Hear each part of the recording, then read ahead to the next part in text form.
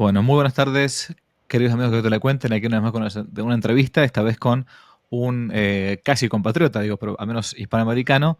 Nos encontramos ahora con, bueno, con un seudónimo en realidad, que él tiene allí abajo, Rafael Aita, pero ustedes pueden ver ahí como dice Capitán Perú. No sé si llegan a verlo ustedes allá abajo. Ese no es el verdadero nombre de él, pero es el nombre de que tiene como de fantasía o seudónimo o nick que utiliza en internet. Rafael, gracias por atender. Muchas gracias. Buenas tardes. Buenas tardes, encantado y pues nunca mejor dicho, por supuesto que somos compatriotas o al menos hemos sido compatriotas por casi 200 años, ¿no? Así Porque es. recordemos que los reinos del Perú iban desde Panamá hasta la Patagonia, ¿no? Y hasta por lo menos hasta 1776 que se crea el Virreinato del Río de la Plata, hemos sido pues una sola entidad y bueno, de hecho lo seguimos siendo porque eso no fue una división política ni jurídica, sino administrativa. Así es. Hago una presentación mínima de rigor que corresponde hacer. Rafael es ingeniero industrial, es magíster en estrategia, está estudiando un doctorado ahora en humanidades, es autor de algunos libros, Los Incas Hispanos, pa, Pachacútec, perdón, La Promesa del Sol, Cazando mitos en la historia del Perú, Isairi Tupac, el Inca de la Concordia. Además ha dado conferencias en España, en Japón, en Inglaterra y en algunos países de nuestra querida Hispanoamérica. ¿Por qué yo lo contacto a Rafael? Porque he visto algunos de sus videos en internet. Algunos me lo habían sugerido, como muchas veces pasa con mis entrevistas. Padre, ¿por qué no entrevista a tal persona? ¿Por qué no lo invita al canal a tal persona? Bueno, cuando yo veo que es una invitación, una propuesta recurrente de más de una persona, entonces comienzo a tomar un poco más de interés. Y porque, como le decía a Rafael fuera de cámara, el tema que ahora vamos a tocar es un tema que yo nunca había tocado en mi canal. Ustedes saben que yo he escrito los libros que no te la cuenten, bueno, se han difundido por medio de videos, de podcasts, etcétera, pero siempre con respecto a la evangelización y lo que es la conquista de América, lo tocaba yo más bien desde Centroamérica para arriba, porque es el tema que más he estudiado por una cuestión de mi doctorado en historia por los cristeros. Bueno, no viene al caso. Pero para la parte más de abajo, son pocos programas que yo he hecho sobre el tema de la historia de la evangelización de América, y mucho menos lo que vamos a hablar justamente ahora, que es la parte de lo que es el Perú, ¿no? O lo que fue el virreinato del Perú.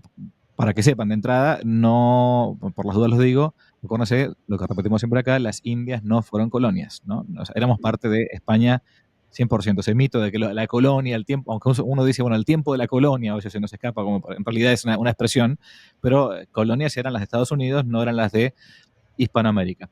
Así que pregunta obligada, primera Rafael, para comenzar, ¿por qué ponerse a estudiar el tema de la conquista, evangelización, de lo que fue la historia del Perú pre-independencia? ¿Qué fue lo que te llevó a esto? Yo creo que como a todos los que de alguna u otra manera hemos terminado aquí, pues todo comienza con una leyenda negra.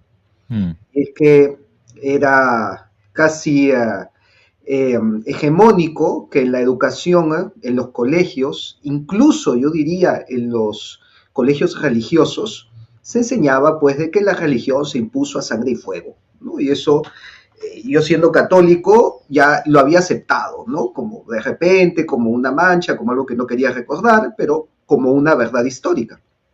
Y claro, cuando entro al tema de la historia y comienzo a leer sobre historia y a escribir novelas, me encuentro y recuerdo que ese fue la primera publicación que hice en mi página rebatiendo leyendas negras.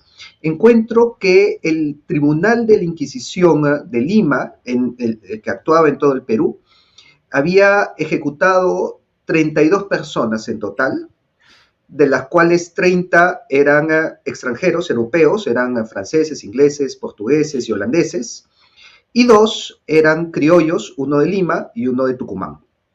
Y claro, ni siquiera había procesado a ningún indígena, ¿no? Y a mí me gusta mucho cuando doy charlas en parroquias, preguntarles pues a señoras que llevan, no sé, 40, 50 años en un grupo parroquial y les digo, ¿a cuántos indígenas asesinó la Inquisición? ¿No? Y me dicen 1000, 5000, 100.000.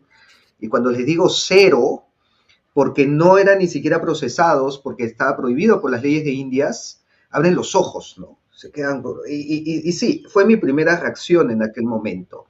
Recuerdo que hice una publicación en mi página de Capitán Perú, colocando la lista de los que habían sido ejecutados y la razón por lo que había sido hecho y su nacionalidad, y fue pues un despelote, ¿no? Ahí entraron haters, entraron a decir que cómo es posible, que no, que esa no era la historia, que bueno, pero ahí están los datos puros y duros, y al ver tanta reacción y tanta virulencia, dije, acá parece que hay algo detrás, y mientras más me comienzo a meter, pues más comienzo a encontrar que todo lo que nos había enseñado eran mitos, leyendas, cuentos, leyendas negras, pero que la verdad histórica, pues es otra. Por las dudas, me permito recordar o recomendar, mejor dicho, un libro que es La Inquisición en Hispanoamérica de Salvador Abascal. Es un libro famoso, muy sencillo de leer, donde justamente va mencionando este tema de lo que fue la Inquisición o el Tribunal de la Santa Inquisición acá en Hispanoamérica, que fue mínimo las condenas que hubo. Pero perfecto, gracias. Ese fue como el motor inicial, ¿no? Ujú, El típico, el típico bulo o la típica mentira respecto de la conquista de América, en concreto con nuestros, por ejemplo, mi familia, para que lo sepas, de parte de mi padre, viene de Perú. Mi padre, de hecho, es moreno. oh, Claro, mi mamá, mira, mamá italiana, mamá de familia italiana, mi padre, apellido Olivera, los Olivera vinieron de Perú hace ya por lo menos ciento y pico de años, por eso mi padre es más bien moreno, ¿no? Entonces, el típico mito es decir, los españoles mataron a todos los indígenas, ¿no? Bueno, ujú. eso lo has escuchado seguramente muchas veces. Yo puedo responderlo en la parte, si queremos, del norte, de centro-norte de América. ¿Cómo es la respuesta respecto de el famoso mito de la matanza de todos los indígenas en tiempo de los incas? Bueno, eso se desmiente saliendo a la calle, ¿no? Como bien lo has dicho, mirando los rostros y por lo menos pues en el Perú, aunque también podría decir lo mismo, ¿no? De Ecuador, Bolivia y los demás países, sales a la puerta y no te encuentras con una realidad como la ves en Australia, en Nueva Mm. Zelanda o ni siquiera en Estados Unidos o Canadá, ¿no? Aquí vas a encontrar personas de todos los colores de piel, vas a encontrar el mestizaje vivo o como decía Víctor Andrés Belaunde, la síntesis viva Mm. en el Perú, ¿no? Entonces es esta unión que la vemos en nuestros rostros, ¿no?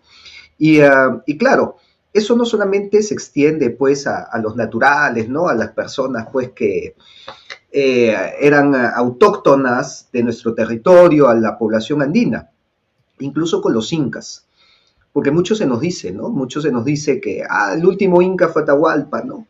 Atahualpa fue asesinado por Pizarro y se acabó la estirpe de los incas. Y eso es totalmente falso, ¿no? Nosotros encontramos descendientes incas, bueno, de hecho se encuentran hasta el día de hoy, ¿no? Pero en especial durante el virreinato tenemos descendientes incas que eran nobles y que tenían escudos de armas que les daba la corona de Castilla y eran aliados del rey y eran católicos. Eso es lo más increíble. Cuando tú vas a Cusco, Mm. encuentras que la primera parroquia que se funda en Cusco no la funda un español y ni siquiera la funda un sacerdote, Mm. sino que es una ermita que la funda un inca llamado Pauyu Inca, que se bautiza como Cristóbal Pauyu Inca, y que en honor al santo patrono de su nombre funda la iglesia de San Cristóbal en los terrenos de su palacio de Colcampata.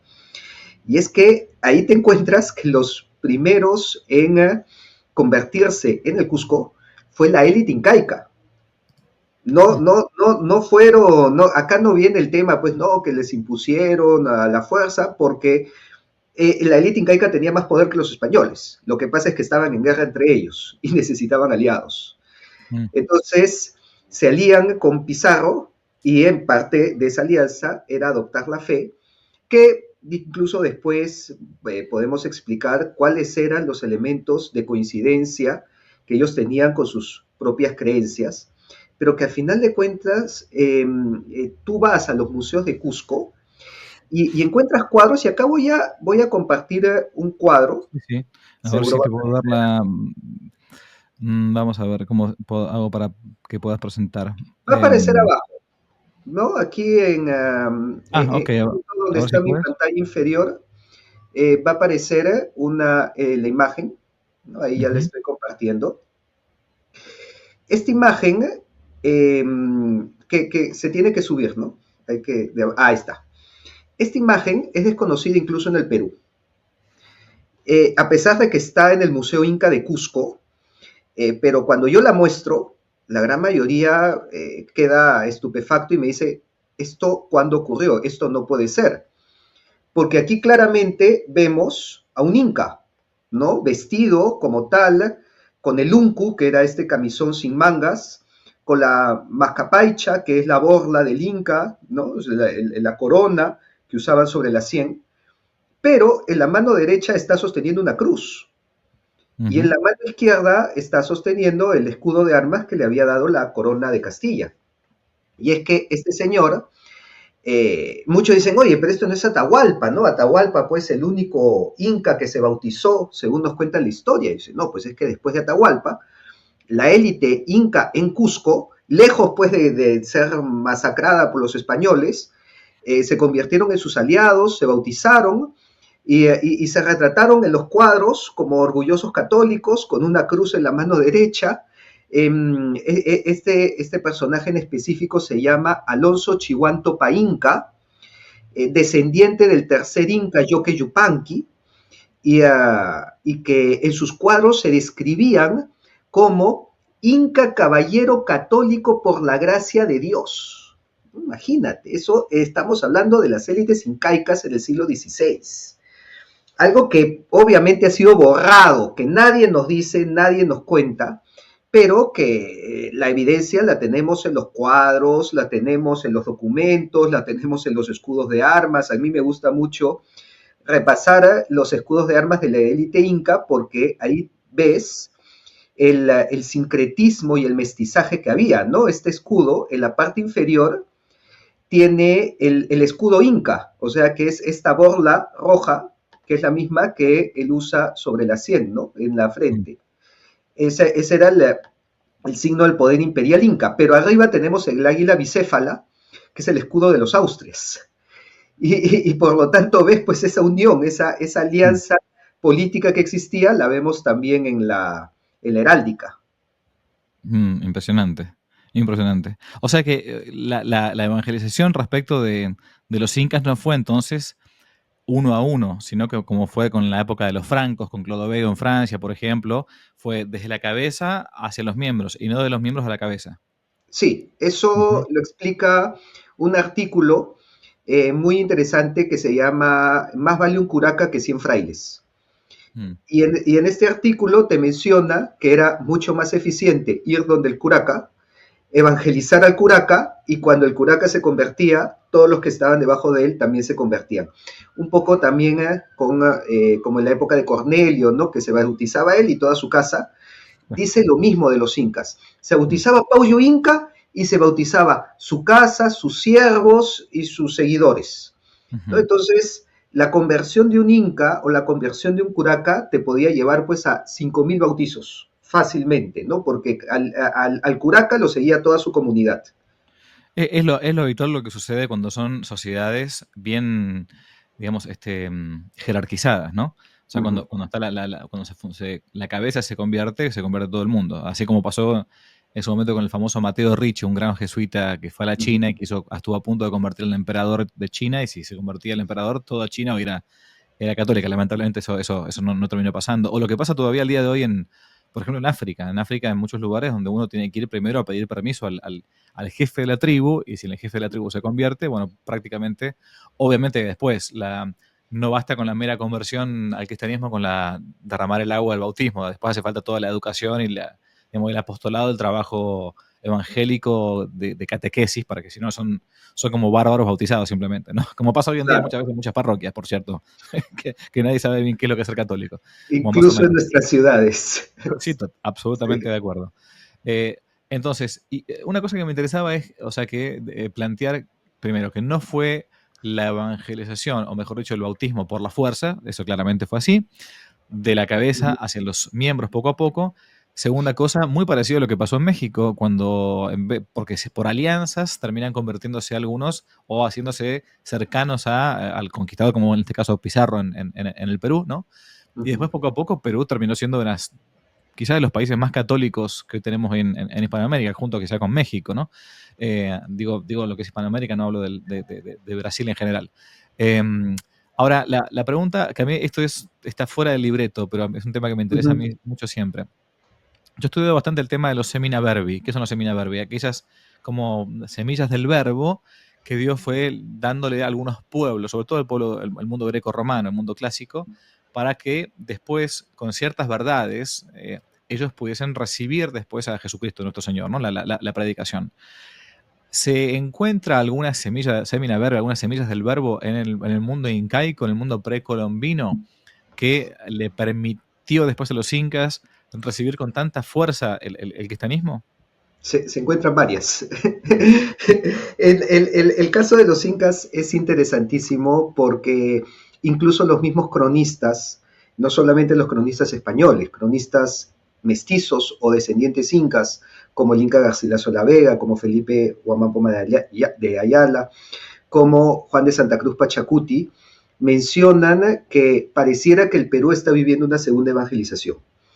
Mm. El caso del Inca Garcilaso dice, los incas prepararon la llegada del cristianismo al Perú como lo había hecho la Roma pagana en su época, por precisamente estas semillas del verbo que ya se encontraban y que de alguna manera, a través de la razón, las élites incas habían llegado de manera imperfecta, pero habían llegado, ¿no?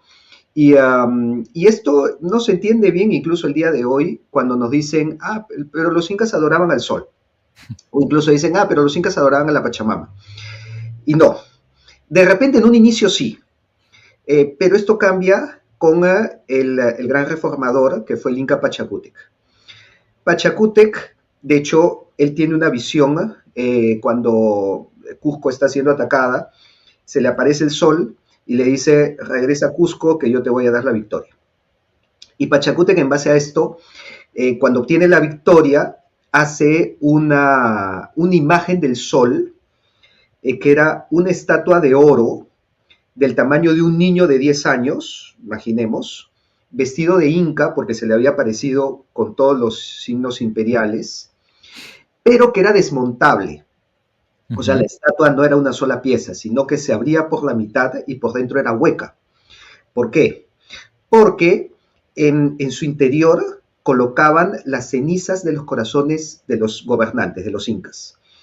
Entonces, sabemos que los incas eran momificados y el primer proceso de una momificación era extraer el corazón y las vísceras. El corazón lo quemaban y las cenizas la colocaban en el interior de esta estatua y Ujú. luego le ponían una lámina de oro encima donde venían las cenizas del siguiente inca y así sucesivamente. Y esto ocupaba pues el lugar primordial del Templo del Sol, ¿no? El más importante. Pero para ellos no era solamente una estatua del sol, era el corazón de los incas que estaban en el interior del sol, Mm. lo cual hace mucha resonancia con la comunión de los santos y que también los cristianos entramos en común unión con Dios, ¿no? Entonces, ya desde acá comenzamos a ver algunos signos que el mismo Pachacútec se dio cuenta, porque las crónicas nos dicen que Pachacútec hace una especie de cónclave con los sacerdotes del Templo del Sol y les dice una frase, ¿no? Quien manda no obedece. Le dice, si el Sol es una deidad suprema, entonces ¿por qué obedece siempre siguiendo el mismo recorrido, ¿no? ¿Y por qué se oculta de noche? ¿Y por qué en invierno tiene menos fuerza? Claro. Y los sacerdotes no supieron qué contestarles, le dice, yo les voy a dar la respuesta. porque hay un sol por encima del sol, Wow. lo que se llama el Intip Intin, ¿no? Para los incas el sol era el Inti, el sol de soles era el Intip Intin, ¿no? Y les dice, lo que nosotros vemos solamente es como una máscara de un ser superior que hay más arriba, que lo llama Intip Inti, el sol de soles, y que lo expresa el cronista Juan de Santa Cruz Pachacutic en un dibujo que él hace en su crónica, que también lo voy a compartir acá porque esto es muy ilustrador y esto nos cambia también mucho la idea, ¿no? Las ideas que nosotros tenemos sobre las creencias incaicas. Este dibujo, dice el cronista, un cronista mestizo, que lo vio en el Coricancha, o que estaba en el Templo del Sol. El Coricancha es el Templo del Sol, ¿no? Y este dibujo representa un resumen de toda la cosmovisión inca, ¿no? Donde vemos en el centro el hombre y la mujer. Y aquí nos vamos a fijar que la famosa Pachamama, que tanto se habla de la Pachamama, del culto, la Pachamama está al nivel del hombre y la mujer, está al mismo nivel de la Mamacocha, que es el agua, o el lago, o el mar, lo usaban indistintamente para una masa grande de agua, está al mismo nivel del árbol, e incluso está por debajo del arco iris y del rayo, y bueno, de la nube, del verano, del invierno. O sea, era una fuerza natural más. Cuando tú ves este dibujo de una cosmovisión, a mí se me hace clarísimo que el tema de la Pachamama el día de hoy es una cuestión más de la nueva era, que lo tratan de extrapolar con Gaia y la Madre Tierra, que algo propio de los incas. Porque la Pachamama para ellos era igual que la Mamacocha, ¿no? Que el agua, que el río, que el árbol y que el rayo. Y más bien, por encima de ellos, encontramos Intiquilla, ¿no? El sol y la luna. Pero no ocupan el lugar central. El lugar central es un óvalo, ¿no? Que no tiene ni principio ni final, y que el cronista llama Viracocha Pachayachachi Unanchan Pachacamajpa Intipinti, ¿no? Acá vemos el nombre que había dicho, sol de soles o sol por encima del sol, Tiximuyucamac. O sea, toda una serie de nombres en quechua que conforme yo los voy traduciendo nos vamos a dar cuenta de a qué es lo que se refiere. Empecemos por el final. Bueno, ¿Y arriba de todo qué hay? Perdón. Es la Cruz del Sur, pero como una cruz. Claro. ¿No? Que ya los incas la tenían como un objeto sagrado. ¿Por qué? ¿Y por qué la pone por encima? Porque sabemos que la Cruz del Sur apunta hacia el sur y está, ¿no? Está alineada con cada uno de los puntos cardinales, más o menos alineada, ¿no? Pero está perfectamente alineada con el sur. Pero las demás estrellas más o menos te indican los puntos cardinales. Entonces, para los incas, la Cruz del Sur había sido la brújula, había sido, llamémosle porque ellos no tenían brújula, pero el instrumento de medición con el que Huiracocha, como llamaban al hacedor o al ordenador del cosmos, había colocado los 4 puntos de la Tierra. Y por eso la tenían como algo sagrado. Y eso lo sabemos cuando Pedro de Halcón, que fue el primero en desembarcar en las costas del norte, en Piura, clava una cruz en la arena y se acercan todos los nativos que estaban en la playa y veneran la cruz. Y Pedro de Halcón dice, ¿qué es esto? Acá ya han sido evangelizados. Y no, es que ya para ellos era un objeto sagrado desde antes. Pero claro, por una identificación cósmica con la constelación de la Cruz del Sur, ¿no? Entonces, es por eso que estaba relacionada también a Huiracocha, que lo colocan como el ordenador. Los cronistas usan la palabra hacedor, pero hacedor no es la palabra exacta, porque el nombre es Pachayachachi, que también lo nombra acá el cronista. Pacha es la tierra, ¿no? Pero es el mundo, es el El cosmos. cosmos, sí. Y yachai es aprender, ¿no? O enseñar también, porque el yachai wasi es la escuela y el yachachik es el que enseña, el profesor. Ujú. Entonces, pachayachachik es el que enseña el cosmos. Mm. Los cronistas lo traducen como el hacedor del cosmos, pero una traducción más exacta es el que ordena el cosmos para que todos lo entendamos, el que coloca cada cosa en su lugar para que podamos aprender de ellas, ¿no? Entonces, incluso esta palabra es muy cercana al logos griego, que tiene que ver con el conocimiento, el aprendizaje, el saber, el estudio y el orden natural, ¿no? Entonces ya desde ahí comenzamos a ver que vamos, un evangelizador veía esto y decía, ah, sí, por supuesto, O es sea, Dios. o sea que aquellos que quieren hacerse los proindigenistas o lo que sea ahora con el tema de la Pachamama, Sí, más bien deberían adorar al sol o al hacedor del sol antes que a la sí. Pachamama. Mm. Awiracocha, Pachayachachik, Tirsimuyu, Inti Binti, como yo les digo, dice, ah, ya, tú eres indigenista, perfecto, adora Huiracocha. Claro. Adora Huiracocha, que es el ordenador y el hacedor del mundo, el sol por encima del sol, Mm. el círculo fundamental, que esa es la otra palabra, Tiximuyu, ¿no? El Tixi es el fundamento, el cimiento, y Ujú. Moyo es un círculo, ¿no? Entonces, Tirsi Moyo es el círculo fundamental que sostiene a todo el mundo. Ya, ok, perfecto, excelente, adóralo.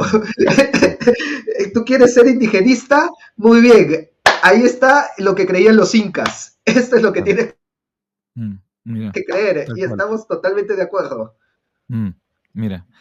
Oh, Ahora, sí. acá también hay un detalle, Ujú. y es que esto es aprovechado por los evangelizadores, Ujú. pero especialmente en el tema del sol.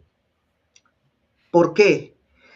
Y esto lo encontré en una bula de Paulo IV, en donde escribe, ¿no? Que los indígenas que adoran al sol reduzcan los días de culto en favor de la adoración del verdadero sol que es Jesucristo.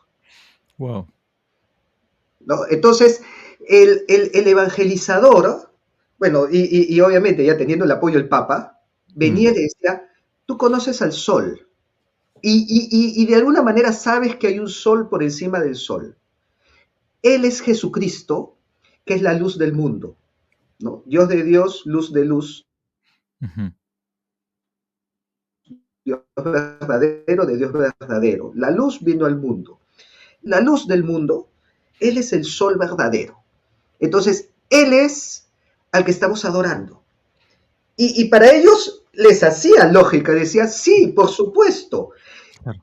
Y todo esto ya después, cuando comience a mostrar el tema de las celebraciones religiosas, vamos a ver cómo todo esto se termina enganchando con las procesiones, con la Semana Santa, con el Corpus Christi.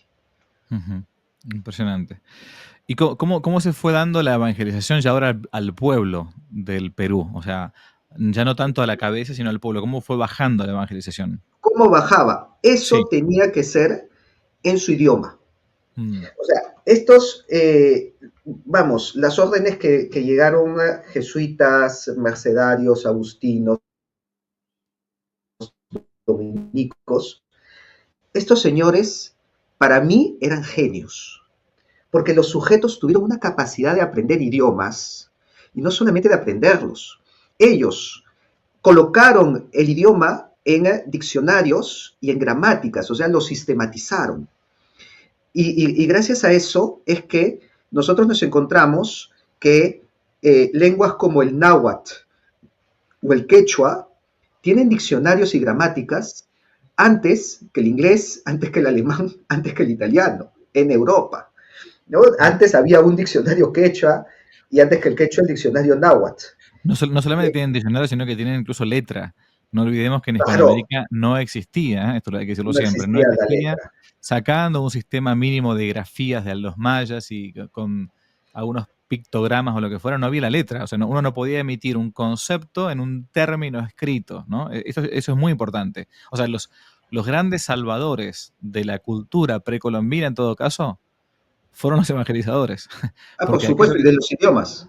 los idiomas, y no solamente, y la cultura y la historia, porque aquello Ujú. que se transmitía solamente por medio de la tradición oral, bueno, a partir de ahora les mostraron cómo, ya en el siglo XVI, habiendo pasado 2000 años o más de la escritura, al menos conocían la tierra, eh, les permitieron pasar los sonidos, esto que parece una tontera para nosotros, a algo escrito.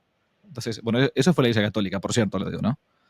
Claro, sí, por supuesto. Y eso lo podemos ver clarísimo en estos documentos y en las iglesias. Las iglesias tienen tesoros que yo siempre recomiendo ir y buscarlos, ¿no? En Mm. Cusco, bueno, a 2 horas de Cusco, en un pueblo que se llama San Pedro de Andahuaylillas, hay una iglesia hermosa, la llaman la Capilla Sixtina de América, es una joya tanto de la arquitectura como de la riqueza que tiene y también cultural. Y para entrar a la pila bautismal hay un arco. Y Ujú, este arco, que lo voy a compartir ahora, se llama el arco pentalingüe. ¿Por ujú, qué? Porque la fórmula bautismal se encuentra en 5 idiomas, ¿no? mm, Acá arriba la vemos en latín, luego abajo está en castellano, pero debajo está en quechua, más abajo está en aymara y en las columnas, que ya están más blancas y no se ve, pero si se acerca, si se lee, está en puquina, que puquina era lo que algunos llaman la lengua secreta de los incas, porque era el idioma que los incas usaban solo entre ellos. Y es una lengua extinta el día de hoy, ¿no? Pero el párroco que se llamaba Pérez de Bocanegra mm. quería colocar la fórmula bautismal en el idioma de cada uno de los naturales porque quería que se bauticen escuchando su propio idioma, ¿no? Entonces estamos hablando de 3 lenguas. Ujú, Y no solamente en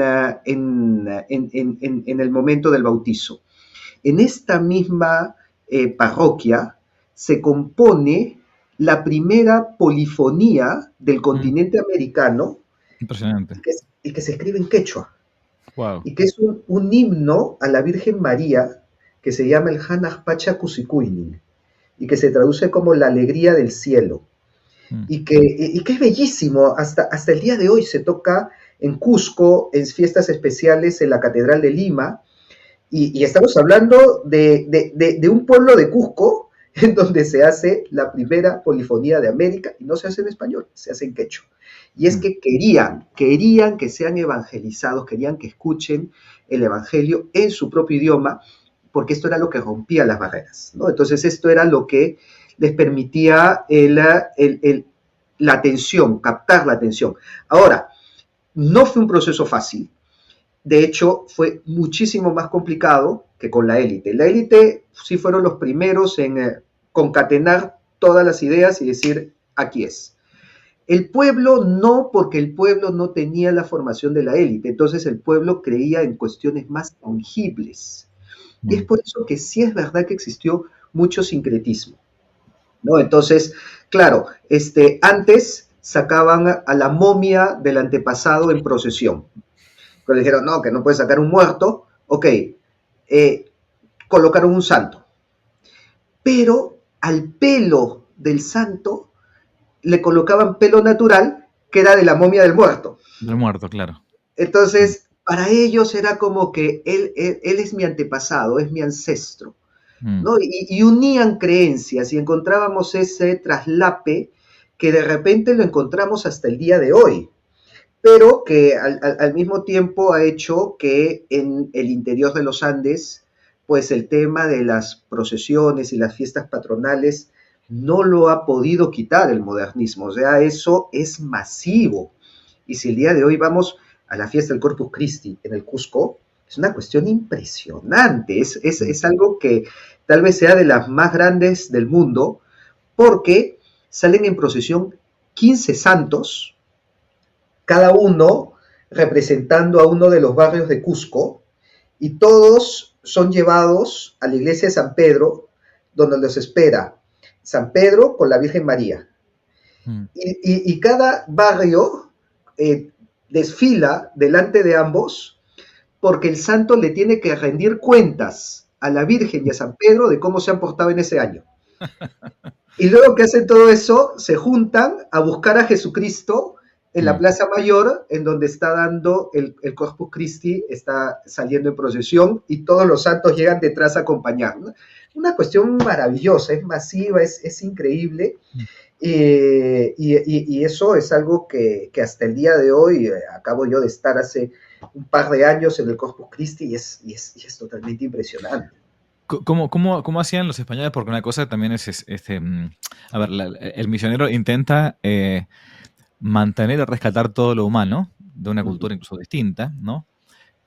Destruir todo lo demoníaco, Uh y en -huh. el caso de lo demoníaco acá ahora, en concreto, ¿cómo hacían para luchar contra esta costumbre nefasta, incluso que existió también entre los incas, lamentablemente, como también pasó con los aztecas o con los mayas, de los sacrificios rituales, de a veces incluso en Uh algunos -huh. lugares la antropofagia, el canibalismo y todo, porque también existía. Si bien uno puede decir, no, esto más bien no, de los iroqueses en Canadá o de los aztecas en México o de los mayas, ¿cómo era la situación respecto de los incas? Porque siempre se habló de que los incas eran un poquitito más, entre comillas, civilizados para estas cosas que otras cosmovisiones, ¿no? Es que lo eran, no es entre comillas. Mm, Los incas tenían un pensamiento más sofisticado. Y, mm, eh, y el caso clarísimo es el canibalismo, porque sacrificios humanos sí hemos encontrado. Pero el caso del canibalismo a los incas les horrorizaba. mm, Los incas prohibieron con la pena de muerte el mm, canibalismo, que mm, lo encontraban más en la Amazonía, ¿no? Entonces, cuando entraban a la selva, sí encontraban que existía antropofagia y todo eso los incas lo vetaron, lo arrasaron, lo castigaron con pena de muerte. Entonces ya para cuando llegaron los españoles al Perú, esto ya había sido limpiado, no existía el tema del canibalismo ni antropofagia, no eran como los taínos o los mismos aztecas, ¿no? mm. En el caso de los sacrificios humanos sí existieron. Sin embargo, también es distinto al tema de los mayas y aztecas, porque en este caso era una cuestión más ritual, incluso para mantener el balance del cosmos, ¿no? O sea, sus dioses pedían sangre para que no se destruya el mundo o no se termine el ciclo. Mm. En el caso de los incas, el que mantenía el balance del cosmos era el inca, y por lo tanto solo se hacían sacrificios humanos en dos casos. Cuando moría el inca y había que evitar que el mundo se desmorone porque no había el que mantenía el balance, y cuando existía una catástrofe de proporciones magníficas, como por ejemplo la erupción del Misti, que fue durante el gobierno de Pachacútec, y ahí encontramos justamente este sacrificio de la momia Juanita, ¿no? Que le encontramos ahí, Sí. que le enterraron en medio de la nieve del volcán, ¿no? Pero no era masivo tampoco, era una que la ponían en el volcán y listo porque el volcán erupcionó, ¿no? Sabemos que también en el norte de Argentina han sido encontrados dos niños, pero estamos hablando de cuestiones puntuales. ¿Hasta dónde llega a contar? Los sacrificios humanos incas no sobrepasan los 40 de los que se han encontrado. Y eso que hemos excavado templos, el templo del sol se ha excavado y recontraexcavado 1000 veces, no se ha encontrado ningún sacrificio humano en el templo del sol, donde supuestamente era el lugar más indicado para hacer sacrificios. Entonces, al no ser una cuestión cotidiana ni diaria, el sacarlos no fue tampoco tan problemático. Y claro, se les dijo, mira, el balance del cosmos no lo mantiene el Inca, lo mantiene Jesucristo. Ok, listo, aceptado, ¿no? O sea, no fue ahí tan traumático como sucedió con América del Norte, o incluso sin irnos a América del Norte. Acá en el mismo Perú, antes de los incas, había una cultura que se llamaba chimú. Los chimú convivieron con los incas, los chimú eran hacia el norte, toda la parte de Trujillo, Lambayeque. Los chimú sí eran terribles, eso sí sacrificaban niños en masa. Cuando nos vamos por las playas de Trujillo, y se hacen excavaciones, se encuentran 70, 150 niños sacrificados como si nada, ¿no? Hasta que Yo, llegaron los incas, los conquistaron y adiós, les terminaron su... yo no sé si has escuchado, pero a veces lo he escuchado, no en Perú más bien, sino más bien en Bolivia, Ujú. que en los, parece ser que venía ya de antes, ¿no? Pero que en las minas o ahora en los cimientos de los edificios, a veces Sí, colocan, hacen como una especie de sacrificio humano para que la sí. Pachamama, digamos, entre comillas, o como diablo se llame la deidad a la que están invocando, una idolatría, bueno, permita que, bueno, el edificio salga bien y no se caiga o algo así. Yo no sé si eso viene ya de los incas o es algo más bien moderno. Sí, viene de los incas, incluso existe hasta el día de hoy, pero no viene a propósito. Mm, Suele suceder cuando ocurre un accidente. ajá, Y hasta el día de hoy, digamos, ¿no? Te vas a Machu Picchu y decides hacer el camino hincapié. Siempre hay de todos los turistas que deciden subir la montaña a pie, siempre hay uno o dos que se caen, más o menos por año. ajá. Y lo que te dicen todos los guías es, la Pachamama pidió su tributo. Uf, ¿No? Claro, es una cuestión totalmente idolátrica, pero no es a propósito, no es que tampoco mm, lo empujan y dicen, toma, no, claro. es, sufre un accidente, se cae y la explicación que le dan es, ese es el tributo que pide la Pachamama, ¿no? Ujú, Pero no es que se haga a propósito tampoco. ujú, entiendo, entiendo. Perfecto. ¿Cómo vos has estudiado mucho el tema de la religiosidad, ¿no? Uh -huh. En Perú, en concreto, las celebraciones religiosas, durante la época ya del virreinato, ¿no? Sí. Muchas veces has hablado del tema este incluso en YouTube, en tu canal de Capitán Perú. Uh -huh. ¿Cómo se le puede explicar a alguien sencillamente cómo eran? Porque muchas veces vemos nosotros ahora en Hispanoamérica cuando llega el momento de una procesión, como recién hablabas del Corpus Christi, o alguna festividad de la Virgen María y lo demás, bueno, que hay un gran fervor. Ciertamente, lo digo yo, no hace falta que lo digas vos, en muchos casos es una cuestión más bien folclórica, ¿ok? O sea, Sí. está muy bien, pero eso tiene que ver con una raíz religiosa muy fuerte, muy fuerte. Ahora que muchas veces después la gente termine eso derivándose en una especie de borrachera y fiesta medio Uh -huh. pseudo pagana, ok, estamos de acuerdo porque todo puede corromperse hasta la religión. Pero ¿cómo era en los orígenes todo esto? Aquí, bueno, la forma más didáctica Sí, que tengo para explicarlo es con imágenes, ¿no? ok. Como había mencionado muchas Mm, veces, esto está en cuadros de la época, estoy hablando de cuadros del siglo XVII, sí, 1600 más o menos, que los ujú, mandó a hacer el obispo Mollinedo, que ujú, fue obispo de Cusco, y él manda a pintar la serie de cuadros del Corpus Christi, sí. que, digamos, reflejaba, ¿no? En cómo se vivía esta fiesta, que como ya dije, era la más importante en Cusco. Mm, Y por eso a continuación voy a compartir algunas imágenes, ¿no? De lo que expresan estos cuadros y cómo digamos, estas coincidencias ayudaron a que la religión sea aceptada, y no solamente aceptada, ya lo dije, fueron los principales impulsadores, los que construyeron las parroquias y los que impulsaron la fe en los Andes fueron los mismos incas y curacas, ¿no? sí. Hay una imagen, por ejemplo, hay varias interesantes. Acá estoy compartiendo una Ujú, de una fiesta del Corpus Christi en Cusco, en donde vemos precisamente la procesión que está entrando a la catedral ujú, y que está siendo flanqueada por los santos, ¿no? Acá vemos por lo menos 4 de ellos. Uno de ellos es San Cristóbal, creo que la otra es la Virgen de Belén, que acompaña la procesión. Y algo que me parece muy interesante de esta imagen es que es acompañada por las panacas, o sea, por los descendientes incas, que son mm, los que vemos acá arriba, que están llevando a San Cristóbal y a la Virgen, ¿no? Estos que están acá, estos son naturales. mm, El que lleva la bandera roja es inca, porque siempre la llevaba el alférez del inca, y porque era el estandarte del rey. O sea, Carlos V agrupa a las familias incaicas en 12 casas, que eran representadas por 12 electores y formaban el Consejo de los 24 electores, muy parecido a los consejos de los 24 electores que había en Sevilla. Y entre ellos elegían a un alférez, que era el que llevaba el estandarte del rey en la mano.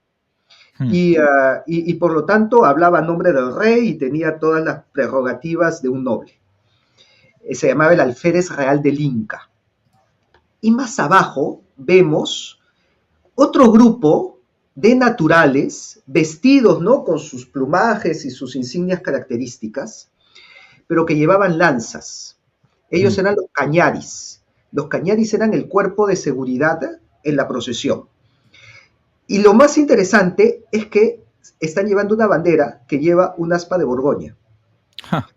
La cruz de San Andrés, solamente que es la ajedrezada, como usaban las milicias y los tercios en España. Sí.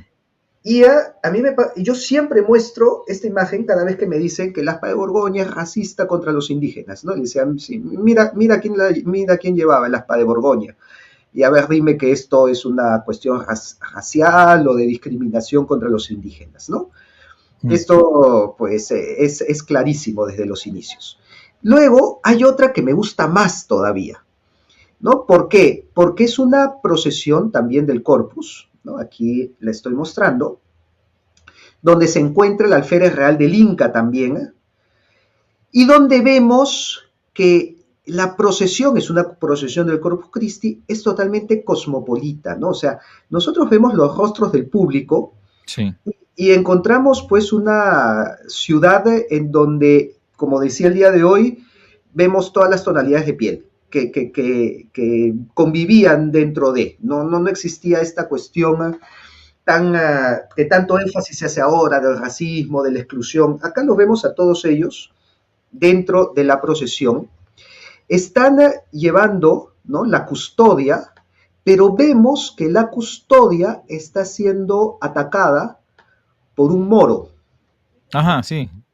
Y es defendida por Carlos II, ¿no? Entonces muestra al rey de España con espada en la mano defendiendo la Eucaristía del moro.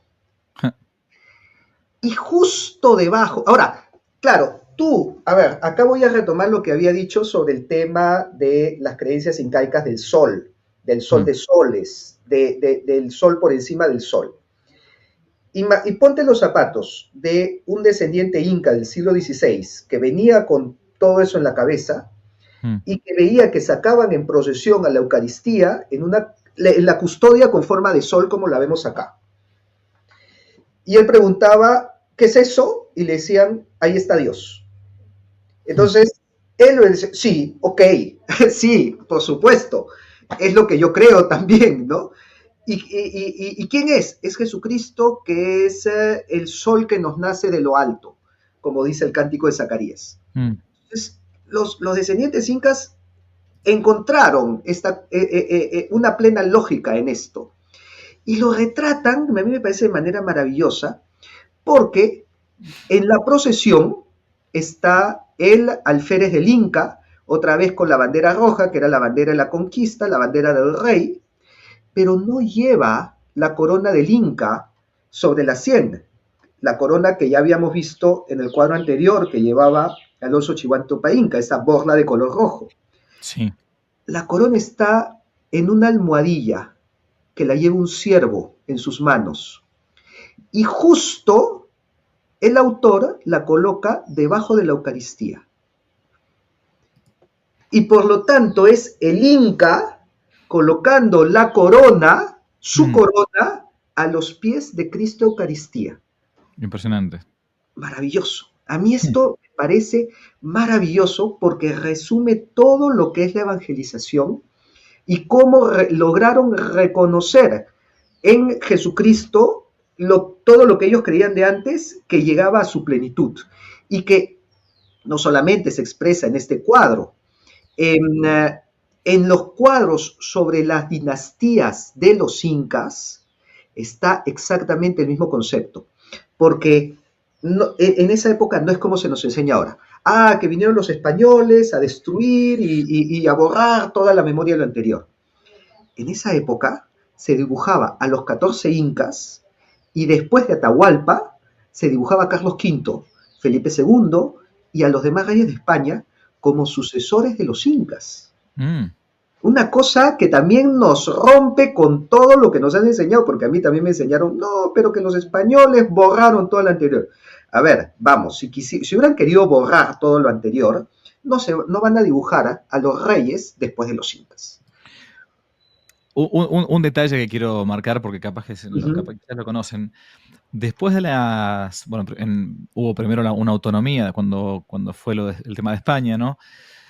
Lamentablemente Fernando VII estaba detenido, la historia la conocen, yo acá en el canal de Que No Te La Cuenten ya he hablado sobre el tema menos de la autonomía y la independencia de Argentina, que primero tiene una total y legítima iniciativa, Fernando VII detenido, José Bonaparte gobernando en España, el hermano Napoleón Bonaparte, las Cortes de Cádiz, bueno, el Consejo de Regencia, toda la historia, y la autoridad recae sobre los cabildos. Entonces se da primero la autonomía, a menos en el caso argentino, y después la independencia. Y después todo se desmadra con el tema de las independencias liberales, ¿ok?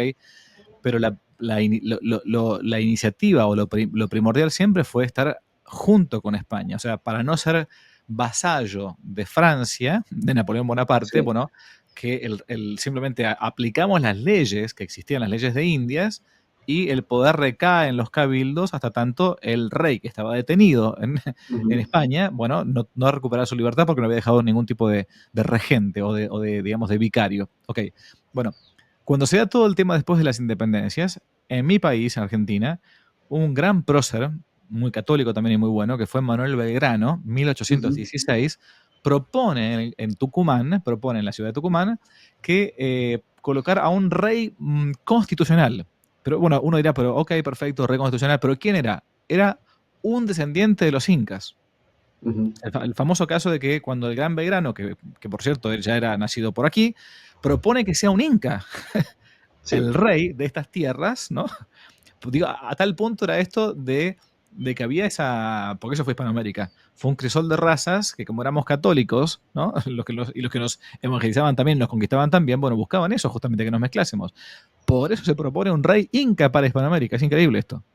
Mm. Y de hecho, por esas épocas también, que se propone el sol de mayo en las banderas de Argentina, que ahora también es de Uruguay. Quien hace el diseño es Rivera Tupac Amaru, que era un cusqueño, que era platero, que había huido de Cusco por la rebelión de Tupac Amaru y por el apellido tenía que salir si no le daban vuelta. Llega al Río de la Plata, se convierte, bueno, era platero, los cusqueños hacían un arte en plata Sí. finísimo, y como tal le pidieron hacer el diseño y él utiliza el diseño del sol, que si te das cuenta es muy parecido al de Santa Cruz Pachacuti que muestra en el mural, ¿no? El Mm. sol con un rostro. Entonces, la relación es tremenda, es increíble. Y justo acá también hay otro cuadro que estoy compartiendo, Sí. y eso, este cuadro expresa lo que estaba diciendo, ¿no? Mm. Tenemos a los 14 incas, desde Manco Cápac hasta Atahualpa, que está aquí al final. Vamos a ver que Atahualpa, ya, que Atahualpa le está entregando el cetro a Carlos V, ¿no? O sea, Mm. la posición de Atahualpa es la de entregar su cetro, que es el conocido traslato imperi, ¿no? El cambio de dinastía. El cetro del Inca pasa a manos del rey de España. Carlos V no lo recibe. Carlos V está señalando una cruz. O sea, está diciendo, el rey es Jesucristo. Y eso se coloca aquí en el cuadro. Porque quien está a la cabeza de las dos dinastías es Jesucristo, que Wow. reina por encima de la casa de Castilla y León, que vemos el escudo a un lado, y la casa del Inca, que vemos su escudo al otro lado. Mm. Impresionante. Impresionante. Wow, son partes de la historia que uno no conoce, ¿no? Este, la verdad que yo podría quedarme conversando horas sobre el tema este, sinceramente, porque es un tema que a mí me apasiona. Yo sé que las entrevistas tienen que tener un principio y un fin.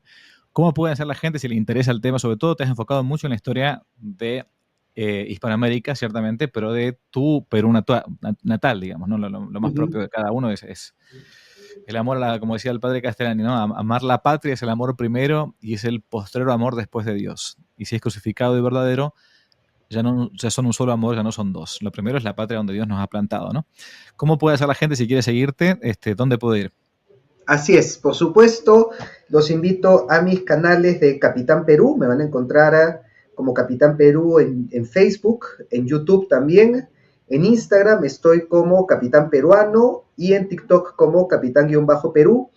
Ahí coloco videos, tengo entrevistas con historiadores, tengo entrevistas con los descendientes incas actuales que nos cuentan, porque no he contado el final de esta historia, solamente el resumen, porque muchos me dicen, oye, pero si los incas tuvieron nobleza, títulos nobiliarios y todas estas joyerías y privilegios que estamos hablando, ¿por qué no los conocemos el día de hoy? ¿Qué pasó con ellos? Y en 1825 Simón Bolívar les quita todo y les expropia sus tierras y los deja en el anonimato.